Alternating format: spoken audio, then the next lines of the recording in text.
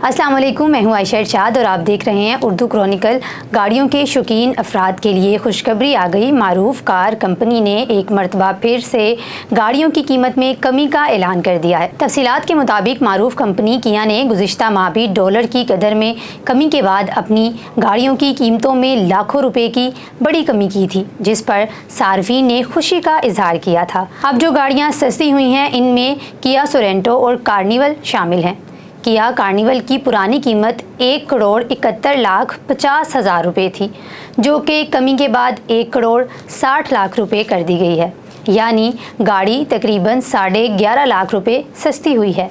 इसके अलावा किया सोरेंटो 2.4 लीटर FWD की पुरानी कीमत 1,12,90,000 रुपये थी, जो कि कमी के बाद 94,99,000 रुपये आ गई है।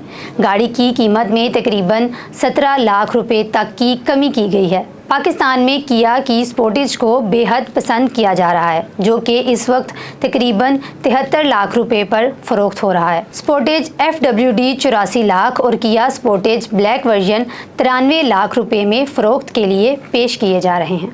गाड़ियों की कीमतों में जो कमी आई है डॉलर के नीचे आने की वजह से आई है। उम्मीद है कि डॉलर अगर मज़ीद नीचे आता है तो गाड़ियों की कीमतों में भी मज़ीद कमी आएगी, जो कि गाड़ी के शौकीन अफराद के लिए एक बहुत बड़ी खुशखबरी होगी।